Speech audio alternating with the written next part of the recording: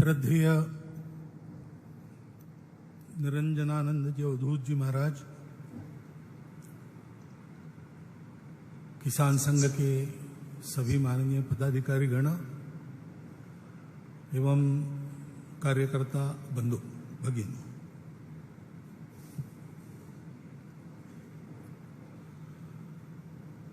दत्तोपंत जी की जन्मशती का समापन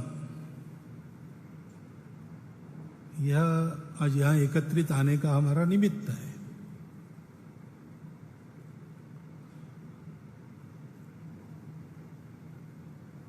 ऐसी जन्मशतियां जब होती है तो वो मनती है, उसका एक कारण तो सर्वत्र होता है। जिनकी जन्मशती मनाते हैं, मनाने वाले उनके प्रति कृतज्ञ रहते हैं। ऐसी कृतज्ञता हम दत्तोपंत जी के प्रति अपनी अनुभव करते ही है। किसान संघ के मर्यादित संदर्भ में अगर बोलना है तो किसान संघ को वैचारिक अधिष्ठान, सुपरिभाषित वैचारिक अधिष्ठान दत्तोपंत जी के कारण मिला। काम तो पहले से चल रहा था, हम जानते हैं। 4 मार्च को यहां औपचारिक स्थापना होने के बहुत पहले से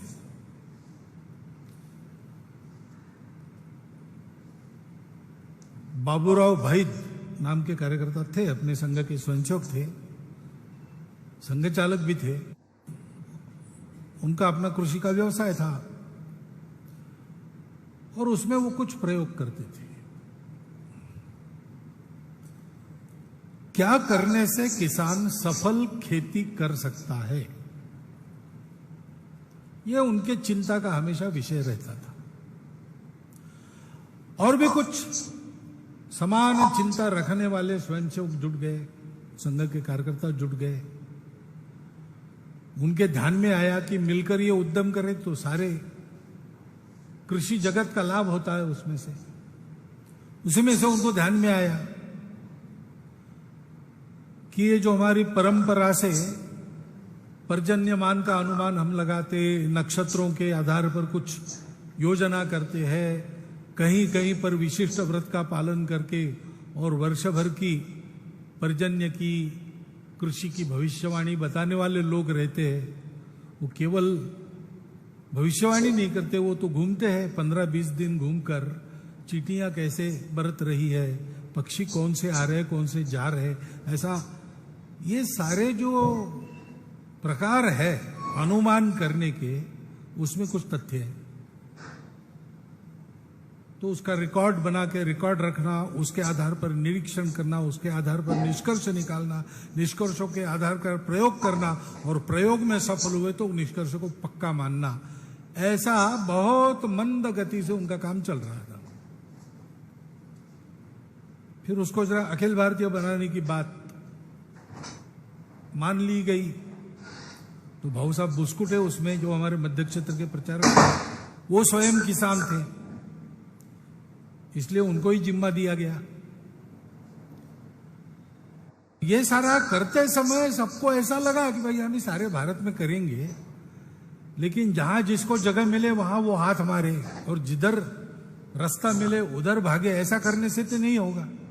एक सुनिश्चित लक्ष्य, उसके लिए एक सुनिश्चित दर्शन, कहीं पर जाना है तो कहां से जाना है, ये बात रहती है। दिल्ली का टिकट चाहिए, हाँ दिल्ली का टिकट मिलेगा, लेकिन दिल्ली का टिकट कहां से करना है। आजकल मैं तो नागपुर में रहता हूं, लेकिन हम टिकट वहां से नहीं करते, हम टिकट दिल्ली से करवाते हैं। तो दिल्ली कार्यालय में बताना पड़ता है कोलकाता का टिकट बनाओ, तो पूछते हैं कहां से, क्योंकि हम नागपुर से ही जाते हर जगह, ऐसा नहीं है। तो कहां से कहां तक ये होता है, तो कहां से ये जो बिंदु है वो वैचारिक अधिष्ठान है, वो अपना दर्शन है। और इस दर्शन के आधार पर आज के समय में विचार करते हैं तो कृषि जगत को किधर ले जाना है।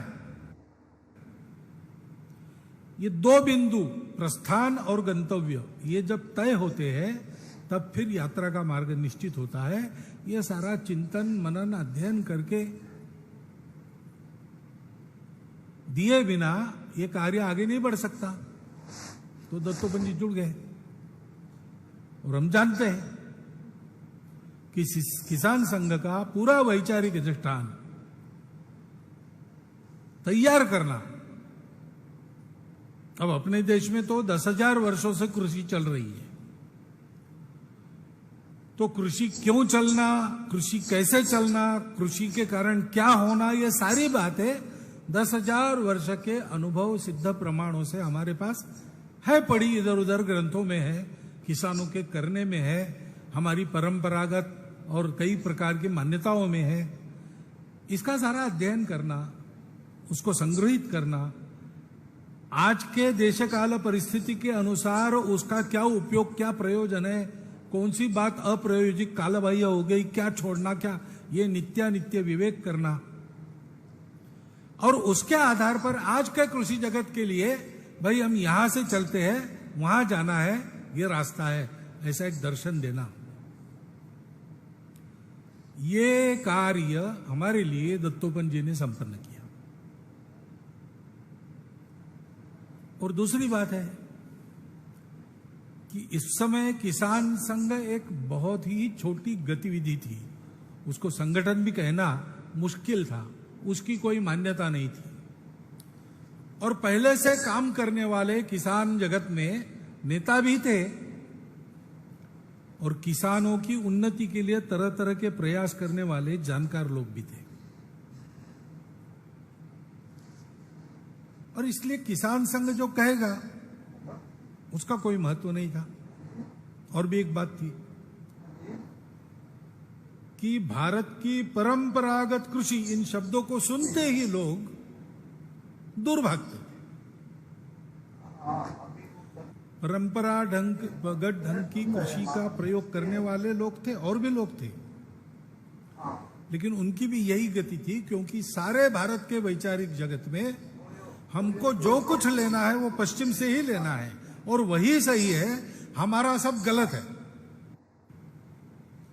इसका प्रभाव सर्वदूर छाया था, जिसका उपद्रव आज भी होता है, वो प्रभाव पूर्णता गया नहीं है। और इसलिए अपने भारतीय विचार, अनुभव और परंपरा के आधार पर कृषि जगत को देशकाल परिस्थिति अनुसार इस अद्यतन समय में एक आदर्शवत कृषि जगत, भारत देश का कृषि जगत ऐसा बनाना। तो ऐसा बनाने के गंतव्य को कोई ना नहीं कहता था, लेकिन उसका आधार जो आपने चुना है वो एकदम गलत है। वो तो अभी छोड़ने लायक बन गया है, उसमें कोई दम नहीं। उस समय के लोगों को विज्ञान मालूम नहीं था, उनको कुछ मालूम नहीं था। हमारे पास लेबोरेटरी नहीं थी, हमारे पास वैज्ञानिक नहीं थे, हमारे पास एग्रीकल्चर कॉलेज नहीं थे। कहाँ है बताओ? नहीं थे, बात सच है। और इसलिए किसान संघ के काम का होना, अगर ये सारा डाटा कंप्यूटर में डालते तो कंप्यूटर उत्तर देता, ये काम होना ही नहीं चाहिए। कंप्यूटर में तो किसी को डाला नहीं, लग रहा अपने दिमाग के कंप्यूटर में जब लोग डालते थे सुनकर, तब उनको भी यही उत्तर आता था, ये काम होना नहीं, बेकार की बात है। इसलिए नितांत उपेक्षा की अवस्था में और कोई साधन नहीं, कार्यकर्ता नहीं, ऐसी अवस्था में किसान संघ को दिग्दर्शित करते हुए सब कार्यकर्ताओं के साथ चलाते चलाते चलाते आज की स्थिति में लाना, जहां तक भारत के और केंद्र सरकार के और राज्य सरकार के बैठकों में भी विचार विनिमय भी उसको बुलाया जाता है, एक महत्वपूर्ण घटक माना जाता है। इस अवस्था तक उसको लाना, ये जो उपेक्षा और विरोध के कालखंड को पार करने का बाह्य दृष्टि से बड़ा कठिन उद्यम रहता है। उसमें वही हमारे एक तरह से नेता थे। और ऐसे कठिन समय में संगठन को उन्होंने पार कराया। और इसलिए इस कृतज्ञता भाव से हम उनकी जन्मशती करते हैं, करनी ही चाहिए। ये कृतज्ञता भाव होना ही चाहिए। व्यक्ति ने संगठन के लिए क्या दिया, व्यक्ति ने राष्ट्र जीवन में क्या दिया, इसको जितने अधिक लोग समझेंगे और उसका ऋण मानेंगे उतना उनका अपना रास्ता ठीक रहेगा। मेरे पूर्वजों ने, मैं बड़ा धनवान श्रीमान बना हूं, विरासत में बड़ी संपत्ति मिली है, तो उस संपत्ति को कमाने में मेरे पूर्वजों ने कितने कष्ट किए ये जब तक याद रहता है, या ऐसे समय में हमने कैसे कष्टों में दिन बिताकर और इस प्रकार का और एक सुविधाजनक जीवन पाया संगठन की दृष्टि से, ये जब तक याद रहता है तब तक आगे के जीवन में भी वो परिश्रम कायम रहता है। उस मिले हुए विरासत में मिले हुए संपत्ति की और कीमत मन में जागृत रहती है। 8वीं के क्लास में हम कहानी सुनते थे, एक सुल्तान था, उसका एक वजीर था अयाज नाम का, अंग्रेजी के पाठ में थी वो कहानी, तो उसमें ये सब नाम है। तो अब राजनीति है तो राजनीति में जलते ही है लोग, जो आगे जाता है उस पर बाकी सारे जलते हैं, और टांग खिंचाई का काम हमेशा ही चलता है, तब से है। तो वो सुल्तान का वो बड़ा प्यारा वजीर था अयाज नाम का, बुद्धिमान भी था, कर्तृत्व संपन्न भी था, सब काम अच्छे भी करता था, इसलिए राजा का प्रिय भी था, सत्ता संपत्ति सब कुछ उसके पास था, राजा का विश्वास भी प्राप्त था, दरबार में लोग जलते थे। तो उन्होंने जरा उसकी मीन में खोजना प्रारंभ किया तो उनके ध्यान में आया कि ये रोज रात को 12 बजे अपने घर से बाहर निकलकर शहर के परकोटे में चोर दरवाजे से बाहर चला जाता है जंगल में, और 1-2 घंटे के बाद वापस आता है। क्या करता है पता नहीं। तो जाकर उन्होंने सुल्तान को कहा कि आपका बड़ा विश्वास है लेकिन ये कुछ षड्यंत्र कर रहा है, रोज रात को जंगल में जाता है, रात को चोर दरवाजे से जाता है, भेष बदल के जाता है। अब पहले तो सुल्तान ने विश्वास नहीं किया, लेकिन बहुत कान पर आने लगा तो एक दिन वो भी भेष बदलकर छुप के बैठ गया और देखा कि 12 बजे अपना वजीर निकला घर के बाहर, तो उसका पीछा किया, चोर दरवाजे से वो परकोटे के बाहर निकल गया और जंगल में एक सुनसान जगह एक खंडहर नुमा मकान था बड़ा सा, उसमें गया। तो उसके पीछे पीछे राजा भी गया, और राजा मकान के अंदर पहुंचा, तब वो मकान को बाहर आने को हुआ, पकड़ लिया राजा ने कि चोरी पकड़ी गई तुम्हारी, बड़ा मैं तुमको अपना विश्वस्त मानता था, लेकिन तू ऐसा कुछ षड्यंत्र कर रहा है, तू बिल्कुल आस्तीन का सांप निकला, अब मैं तुझको यही समाप्त करता हूं। क्या कर रहा था यहां बता।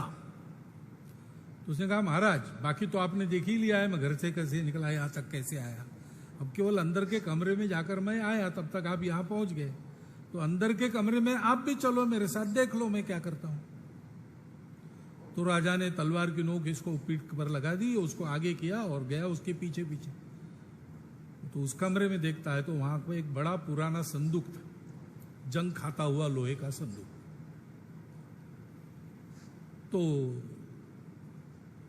खोला उस वजीर ने संदूक, और जो साथ में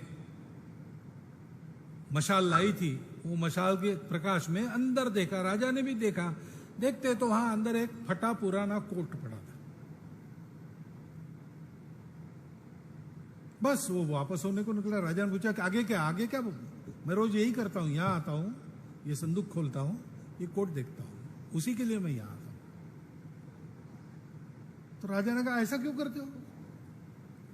तो उसने कहा महाराज आज मैं आपका वजीर हूं, आपका विश्वास पात्र हूं, मुझे बड़ा प्रभाव भी प्राप्त है, सत्ता भी प्राप्त है, संपत्ति भी प्राप्त है, इतने सारे लोगों पर मैं अधिकार चलाता हूं, सारा वैभव मेरे पास है और आपकी कृपा है, लेकिन ये मेरे पिताजी ने जो किया उसका फल है। वो बड़े गरीब थे, उन्होंने खूब परिश्रम किए, बचपन में ही मां चली गई, उन्होंने एक साथ माता और पिता तक का काम करके मुझे पाला, उन्होंने अपने लिए कुछ नहीं रखा, हमारे रहने के लिए इस जंगल में ये घर बनाया छोटा सा, कमरे में ही एक उनका पूर्वजों का दिया हुआ एक संदूक था लोहे का, उसमें वो उनका फटा कोट रखा है, स्वयं फटे कपड़े पहने उन्होंने, मुझे बड़ा किया और उनके इस परिश्रम के कारण मैं वजीर बन गया, आज शहर में मेरा महल है। इस अवस्था में मेरा दिमाग भटक न जाए, इसलिए रोज रात को उठकर मैं आता हूं। पिताजी का ये खंडहर नुमा घर, ये लोहे का संदूक जंग खाता हुआ और वो फटा कोट, ये वस्तुएं देखता हूं तो मुझे याद रहता है कि यहां आने के लिए वैसा रहना पड़ा है। वो स्थिति और ये स्थिति आने जाने वाली बात है, उसमें जो मैं हूं वो वैसा रहता हूं तो मैं इसको भी पार करूंगा। अब आज हमारे दिन बदल गए, हम एक बड़ा संगठन बन गए। पूरे साल भर किसानों के हित के कुछ न कुछ प्रश्नों को लेकर जो कार्यरत रहता है, संघर्ष करना है तो संघर्ष करता है, कुछ संशोधन खोज करनी है तो वो करता है, प्रयोग करने हैं तो वो करता है, विचार विनिमय चिंतन जो करना पड़ता है किसान क्षेत्र के हित के लिए, वो करने वाला हमारा संगठन सर्वमान्य संगठन बन रहा है। और ऐसे हमारे संगठन को अब अनुकूलता भी प्राप्त हो गई है, क्योंकि जो हमारा विचार है विज्ञान ने ही ऐसी करवट ले ली है कि अब हमने जिन तत्वों का उद्घोष हमारी स्थापना के समय से हम करते आए विरोधों के बावजूद, उनको मान्यता देने के बजाय दूसरा पर्याय कोई रहा नहीं अब दुनिया के पास। कृषि क्षेत्र में और जो कॉलेज में से पढ़ा है, ऐसा कोई व्यक्ति आपकी सराहना करे ऐसे दिन नहीं थे। आज वो हमारे महापात्र साहब, वो भी आपके कार्यक्रम में आकर जैविक खेती का गुणगान करते हैं। जैविक खाद के बारे में 50 साल पहले विदर्भ के नायडप काका बड़ी अच्छी स्कीम लेके केंद्र सरकार के पास गए। ये स्कीम अपने भारत की है, भारत के दिमाग से उपजी है, इसलिए उसको केवल मात्र इसके लिए उसको कचरे में डाला गया। आज ऐसा नहीं है। और पिछले 6 महीने से जो मार पड़ रही कोरोना की, उसके कारण भी सारी दुनिया विचार करने लगी है और पर्यावरण का मित्र बनकर मनुष्य और सृष्टि का एक साथ विकास साधने वाले भारतीय विचार के मूल तत्वों के ओर लौट रही है, आशा से देख रही है। हमारे ऐसे अनुकूलता के दिन आए हैं, हमको उनको भी पार करना है।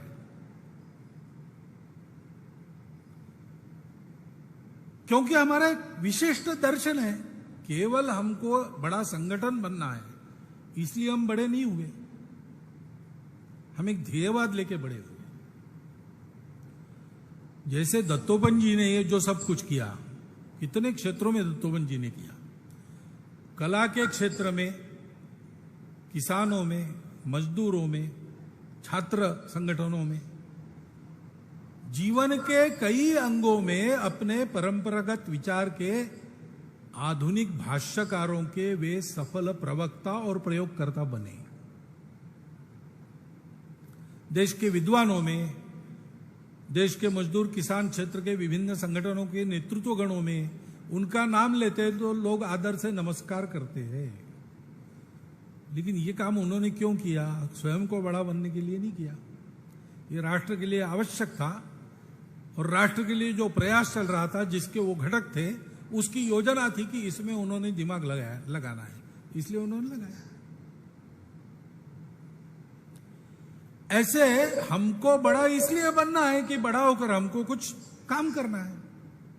बड़ा बनने के लिए हम बड़ा नहीं बन रहे, हमारे बड़े बने बिना वो काम होगा नहीं, और काम होना राष्ट्र की दृष्टि से अत्यंत आवश्यक है, भारत के कृषि जगत के लिए अत्यंत आवश्यक।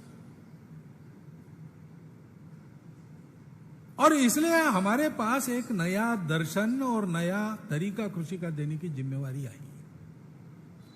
नया मैं कहता हूं यानी आज की दुनिया को नया है, लेकिन हमारे लिए पुराना ही है, भारत के लिए।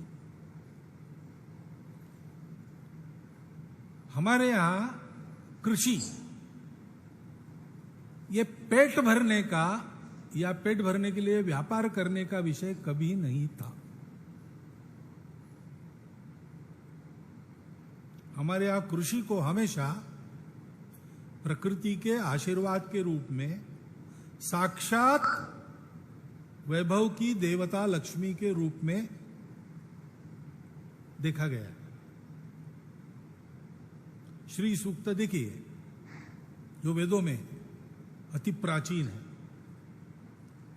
उसमें जो लक्ष्मी का वर्णन किया है वो लक्ष्मी के रूप में प्रमुख बातें कृषि वैभव की, वन वैभव की, पशु वैभव की, और बाद में धन, यानी धन जिनसे बनता है ऐसे धातुओं की,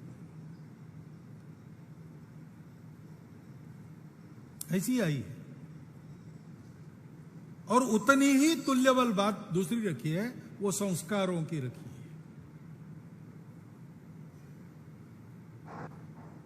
पुत्र पौत्रम धनम धान्यम हस्ति अश्वादि गवे रथम प्रजानाम भवसी माता आयुष्मंतम करो तुम्हें।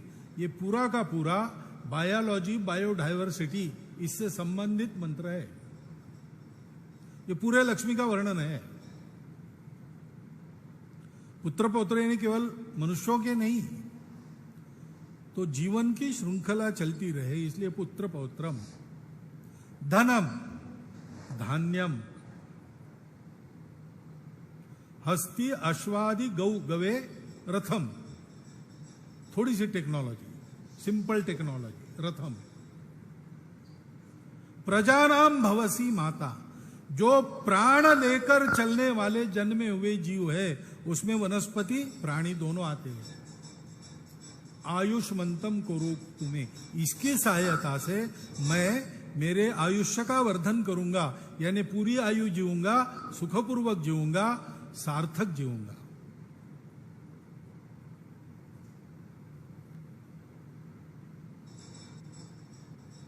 ऐसी प्रार्थना है। न क्रोधो न च मात्सर्यो न लोभो न अशुभा मति भवंति कृत पुण्यानाम। ये मन की अमीरी है। इन सारे गुणों का परिपोष करने वाला मनुष्य जीवन का उद्यम, जो मनुष्य की शक्तियों को उचित दिशा में कृतिशील रखते हुए उसको जीवन की शिक्षा देता है, वो कृषि है। और इसलिए कृषि हमारे यहां धर्म माना गया, समाज की धारणा करने वाला तत्व है। इसलिए हमारा किसान, कृषि उसका धर्म है, इसलिए किसानी करता है। हमारे यहां सब आजीविकाएं ऐसी ही मानी गई, ये धर्म कृत्य है। समाज चलने के लिए ये सारे आवश्यक काम है। समाज चलने के लिए यानी समाज का शारीरिक, मानसिक, बौद्धिक तीनों प्रकार का पोषण होने के लिए सारे व्यवसाय, सारी आजीविकाएं उसके लिए चलती है। उस व्यवसाय को करने वाले हम कार्यकर्ता उसके लिए शांत, तुष्ट, पुष्ट, समर्थ बने रहे, इसलिए उसमें से कुछ हम लेते हैं, वो हमारी आजीविका बन जाती है। लेकिन उद्देश्य आजीविका का नहीं है। एक जमाना था, जीवन अलग प्रकार का था, तो हमारे यहां सारे कार्य, सरकारी कार्य जो है, राजा से लेकर तो राजा के कनिष्ठतम सेवक तक, ये पास टाइम जॉब्स थे।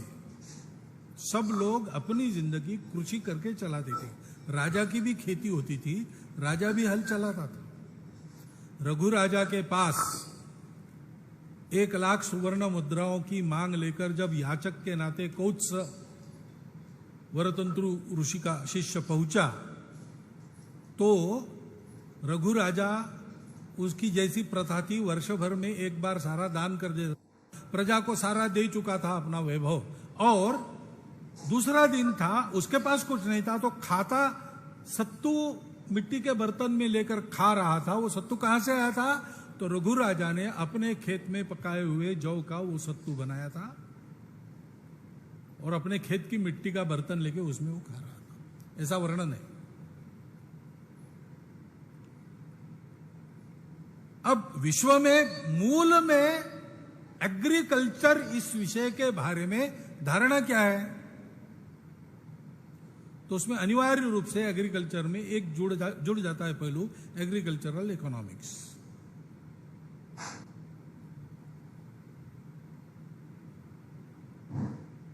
उसको एक व्यापार के नाते, एक धंधे के नाते देखते, अच्छी भावना से, मैं उसमें उनकी कोई दुर्भावना है ऐसा नहीं है, लेकिन ऐसा ही सोचते हैं तो उनके ध्यान में नहीं आता कि मनुष्य जीवन का, सृष्टि जीवन का पोषण करने वाला ये जो धर्म कर्तव्य है उसको हम व्यापार में खींचकर मनुष्यों के एक हिस्से के द्वारा स्वयं का पोषण करते हुए मनुष्यता के अन्य हिस्से का शोषण करने वाला व्यापार बना रहे हैं। और इसलिए कृषि क्षेत्र में इस वैचारिक आमूलाग्र क्रांति को लाने से लेकर तो आज के समय के अनुरूप, विश्व की आवश्यकता के अनुरूप इस धर्म का आचरण इस भावना से कैसे सफलतापूर्वक किया जाता है, क्योंकि धर्म वह है जो सर्वत्र सुख और आनंद देता है, जिससे दुख मिलता है वो धर्म नहीं है। तो सर्वत्र सुखमय और श्रेय और प्रेयस दोनों की प्राप्ति करा देता है, अभ्युदय और निश्रेयस दोनों की प्राप्ति करा देता है। ऐसा ये धर्म, उसका आज आचरण कैसे करना, उसका मानक हमको भारत में प्रस्थापित करना है। और ऐसा भारत का किसान करे, हम करे, यानी हम जिस अखाड़े से आते हैं उसकी प्रतिज्ञा है, विजयत्री चन संवता कार्य शक्ति विधायास्य धर्म से संरक्षण परम वैभवम नहीं तुम्हें तत्सुराट।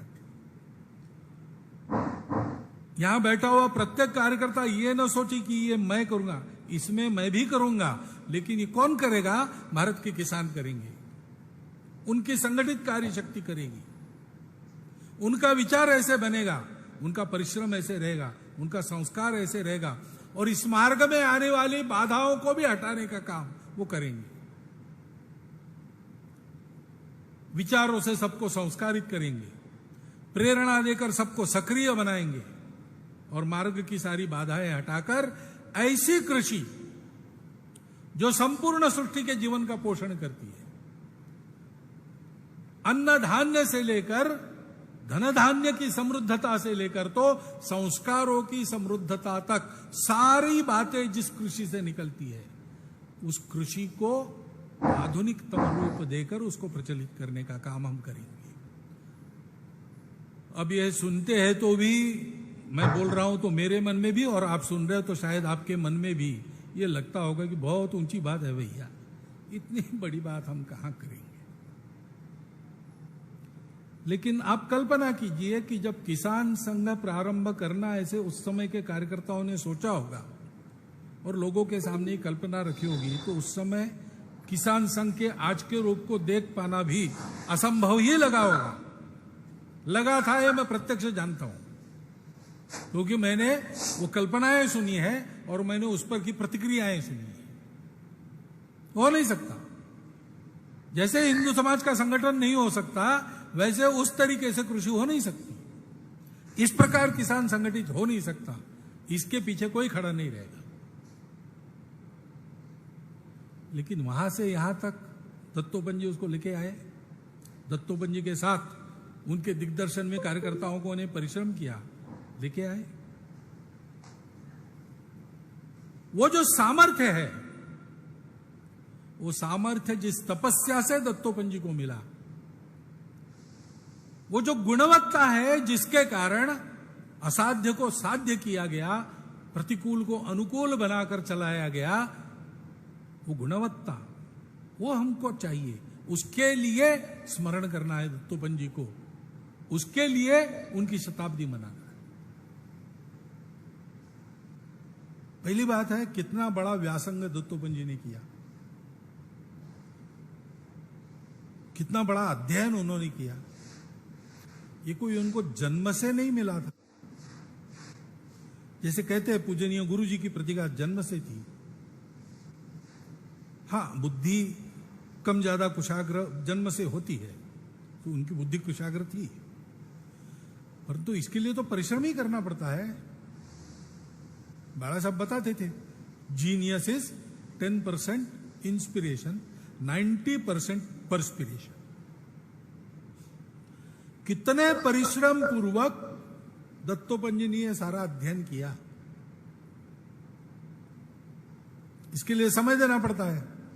सार्वजनिक जीवन में विद्यालय के दिनों से वो सक्रिय थे, पढ़ाई में अच्छे थे, सार्वजनिक जीवन में सक्रिय थे, और फिर भी अध्ययन के लिए समय निकालकर इतना सारा अध्ययन, वेदोपनिषदों के तत्वज्ञान से लेकर तो खलील जिब्रान की शायरी तक,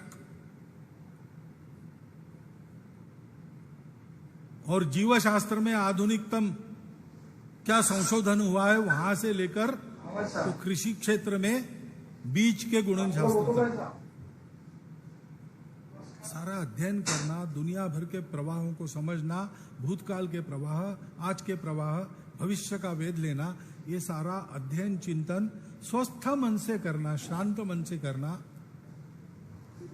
और ये सारा करते हुए हमेशा हंसता रहना, चिड़चिड़ा नहीं होना, और इतना सारा विद्या भार प्राप्त करना अपने परिश्रम से, तो वो तो जानते ही थे कि मेरे पास इतना कुछ है, फिर भी विनम्र रहना। जैसे फल से जितना लगता है वृक्ष, वो और नीचे झुकते चले जाता है, वैसे छोटे से बड़ों तक बहुत सहजता से मिलना जुलना, हंसना खेलना,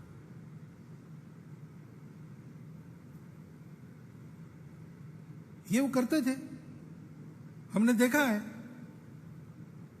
मुझे लगता है आप में से बहुत लोगों ने, अभी बहुत लोग हैं जिन्होंने देखा है दत्तोपंत जी को।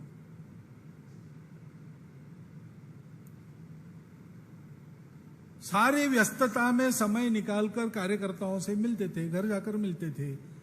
कार्यकर्ता किस पद पर है, कार्यकर्ता का आर्थिक मान कैसा है, कुछ नहीं देखते थे। जो कार्यकर्ता है वो झुग्गी झोपड़ी में रहता हो, जंगल में रहता हो, कहीं रहते, जाकर मिलकर आते थे। रात को 1-1:30 बजे तक मिलने का क्रम रहता था, सारे कार्यक्रम समाप्त होने के बाद।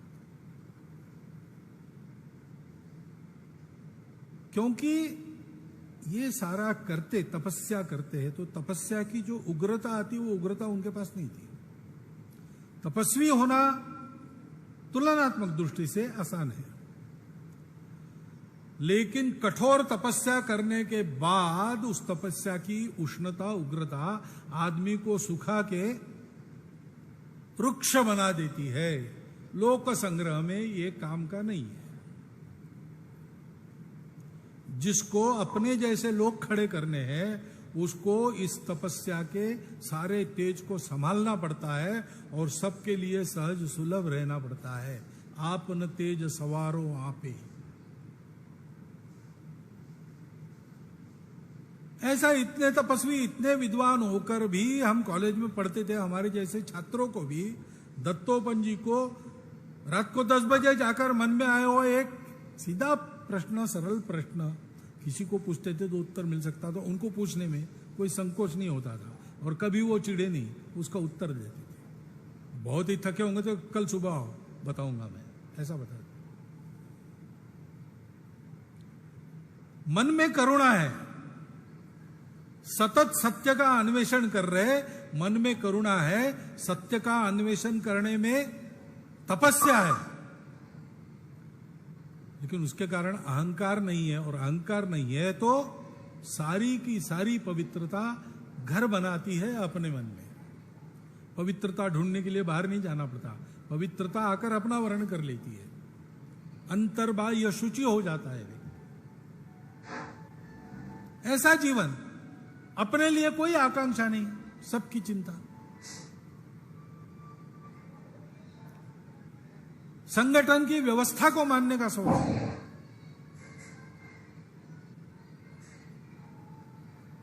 विश्व प्रसिद्ध व्यक्तित्व हुआ तो भी विश्व की प्रसिद्धि जहां जितनी आवश्यक है वहां उतनी, झेलने के भाव से कि आके पड़ा है, इसको झेलना पड़ेगा, नहीं तो ये उपद्रव करेगा, इसलिए झेल रहे हैं। उसको कभी अपने शरीर को लगने नहीं दिया उन्होंने। उनके जय जयकार भी हुए, उनको फूलमालाएं भी पहननी पड़ी, लेकिन वो हमेशा जैसे युधिष्ठिर का रथ जमीन से 4 उंगल ऊपर चलता था, वैसे ये सारी बातें उनकी शरीर से 4 उंगल दूरी रहती थी। एक बार युधिष्ठिर का रथ तो भूमि पर लग गया, लेकिन दत्तोपंत जी को इनका स्पर्श मरते दम तक नहीं हुआ। भावना क्या थी उस समय उनकी? एक ग्रंथ पूरा किया था उन्होंने, और उसका हस्तलिखित कार्यकर्ता के हाथ में दिया, बताया कि मुझे बताया हुआ संघ ने आखिरी काम आज मैंने पूरा किया, ये उनका वाक्य है। और अगले दिन वो चले गए। ऐसा उनका जीवन था। उनकी वो तपस्या हमको भी करनी पड़ेगी। आने वाले युग में परंपरा तो हमारे पास है, उसका भी अध्ययन करना पड़ेगा, क्योंकि बहुत सी बातें स्मरण से चली गई है समाज के, हमारे भी खोजना पड़ेगा। और समय बदलता है, समय बदलता है तो कई बातें बदलती है, बदलनी चाहिए। और कई बातों को बदलने के चक्कर में जो नहीं बदलना चाहिए वो नहीं बदलना चाहिए। शाश्वत क्या है, तात्कालिक क्या है, नित्य क्या है, अनित्य क्या है, उसको करते समय पद्धति में कर्तव्य क्या है, अकर्तव्य क्या है। काम होने के लिए सब कुछ जायज है, ऐसा नहीं। काम करेंगे लेकिन ऐसा करेंगे, ये भी तय है। समय बदलता है, रूप कैसे बदलना। टेक्नोलॉजी आती है तो कई बातें बदल जाती है, कुछ तो बदलनी ही पड़ती है, कुछ निर्धार पूर्वक नहीं बदलेंगे ऐसा आड़ना पड़ता है। अब किसान का और फसल का मान बढ़ाने के कई तरीके हैं। ऐसे भी तरीके हैं जो किसी प्रकार की हानि नहीं करते, पर्यावरण की, निसर्ग की, उनको अपनाना चाहिए। लेकिन अब कितना भी वैज्ञानिक हवाला देके कोई कहेंगे कि ये हम करेंगे, थोड़ी सी छेड़छाड़ उनके जनुकों के साथ होगी, जीन्स के साथ होगी, तो उसके परिणाम किसको पता है? अभी विज्ञान को भी पता नहीं। तो ऐसी आधी पक्की तकनीकी हम क्यों लेंगे भाई? हम नहीं लेंगे। अब सारा वैज्ञानिक जगत कहता भी होगा, नहीं कहता है सारा वैज्ञानिक जगत, लेकिन मान लीजिए कह भी दिया जाए तो भी हम क्यों मानेंगे भाई? हम तो व्यावहारिक विचार करते हैं। आप बता रहे ठीक है, ज्ञान आपका बिल्कुल पक्का है, उसके परिणाम क्या होंगे आगे तक, वो सोच है क्या आपके पास? इसका अध्ययन किया है क्या आपने? एक आदमी पड़ोसी के पास गया कि मेरा कुत्ता हाफ रहा है, पड़ा है, बुलाया तो भी मुंडी ऊपर नहीं करता, क्या हुआ है उसको पता नहीं। तो उसने कहा मेरे कुत्ते को ऐसा हुआ था, तब मैंने उसको टिंचर आयोडीन पिला दिया था। ठीक है, मैं भी करके देखता हूँ। उसने टिंचर आयोडीन पिलाया कुत्ते को, तो मर गया वो बेचारा। और क्या होगा? तो आया वापस चिल्लाते पड़ोसी के पास, तो तुमने बताया इसलिए मैंने टिंचर आयोडीन पिया, मर गया। बोले अच्छा, मेरा भी कुत्ता मर गया था। तो कुत्ता मर जाने के बाद आप बताएंगे कि बात ठीक है, ऐसे ही हुआ था, तो उसमें नुकसान तो हमारा है, आपका क्या है?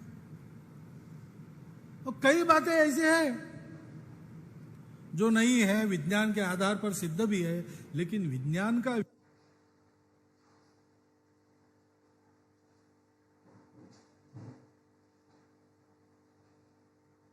विचार आज का विचार है।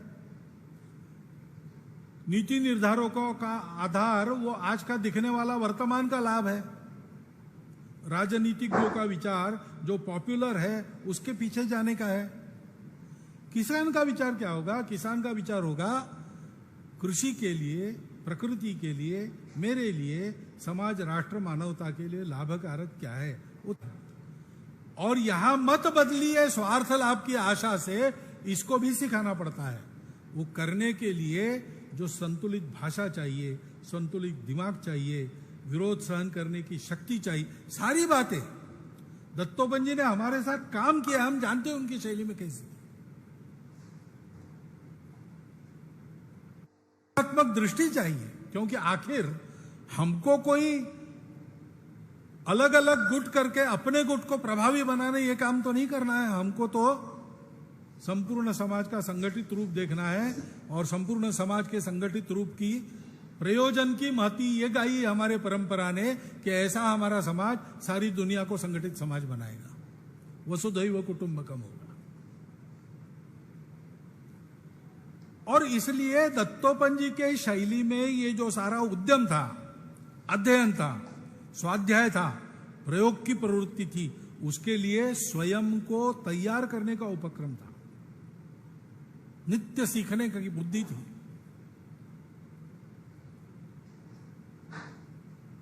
वो उसका अनुकरण हमको करना है, उसका अध्ययन करके उसका सार लेना है और सतत अभ्यास से उसको अपने आचरण में लाना है। इस प्रक्रिया को अपने यहां स्वाध्याय कर दिए। दत्तोपंत जी के विचारों का, दत्तोपंत जी के जीवन का, व्यक्तित्व का, कर्तृत्व का स्वाध्याय हमको करना है और उनके जैसा बनना है, क्योंकि ये जो बहुत बड़ा काम हमको करना है वो स्थूल बुद्धि से विचार करे तो असंभव ही है।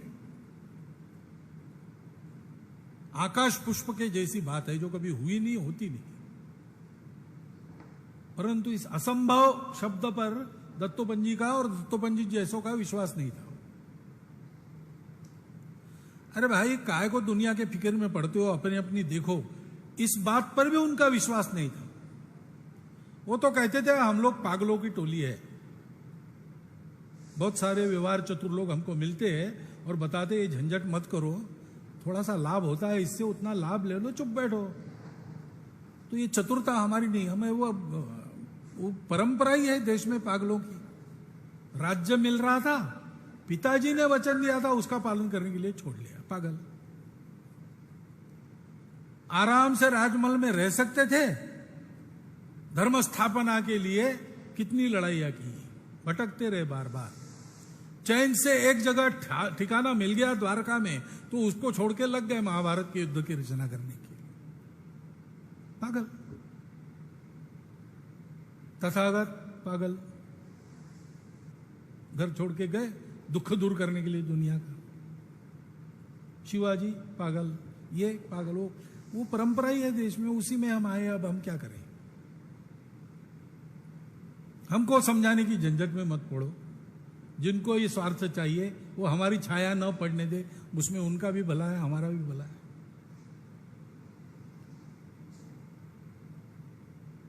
केवल जो मन में तड़प है अपनों के लिए, अपनों का दुख दर्द दूर करने के लिए खटनी की, उसके आधार पर वो चले। वो निस्पृहता, निस्वार्थ बुद्धि और करुणा संवेदना मन में लेकर हमको वैसा परिश्रम करना है। ये अगर पक्का है तो कुछ भी हो सकता है। उसका भी उदाहरण उनके बौद्धिक वर्गों में आता था। क्रिया सिद्धि सत्वे भवति माताम नोपकरणे। काम बहुत बड़ा है और उस मान से हमारी क्षमता, हमारा साधन हमको कम दिखाई देता है, लेकिन कार्य की सिद्धि स्वत्व के भरोसे होती है। उस स्वत्व की साधना उनके जीवन के प्रकाश में हमको करनी है। उस स्वत्व के क्या क्या घटक है, कौन सी साधना करनी पड़ती है, कार्यकर्ता नाम की जो पुस्तक है उसमें विस्तृत रूप से उन्हीं के शब्दों में आया है, उसका भी स्वाध्याय होना चाहिए। दत्तोपंत जी के जन्म शताब्दी का हम समापन कर रहे हैं, यानी दत्तोपंत जी के जीवन, व्यक्तित्व, कर्तृत्व आदि आदि को लेकर, विचारों को लेकर सारे समाज में जाने का वर्ष भर का काम, उसको हमने अब पूर्ण विराम दिया। परंतु दत्तोपंत जी के विचार, दत्तोपंत जी का आचार, दत्तोपंत जी का कर्तृत्व, ये सारा अपने में जितना हो सके उतना उतारना, अधिकतम उतारना, इसके लिए परिश्रम करने का काम अब शुरू हो गया, शुरू होना पड़ेगा। और वो अगर हम शुरू कर देंगे और अपने नीचे के सब कार्यकर्ताओं से भी करवाएंगे तो निश्चित बात है कि विश्व के जीवन का अन्न से और संस्कारों से पोषण करने वाली कृषि सारे दुनिया के कृषि जगत में प्रभावी बनाकर हम खड़ी कर सकेंगे। किसान संघ की औपचारिक स्थापना कोटा ने देखी, किसान संघ के 25 वर्ष का समापन, उसका महोत्सव कोटा ने देखा, दत्तोपंत जी की जन्मशती का समापन हम देख रहे हैं। अपने इस पवित्र कार्य के पूर्णता की सफल साधना भी, सफल सांगता भी कम से कम समय में देखने के लिए उस साधना के बाद हम सब लोग कोटा में ही एकत्रित आवे, ऐसी शुभकामना मैं आपको देता हूं और मेरे शब्द समाप्त करता हूं।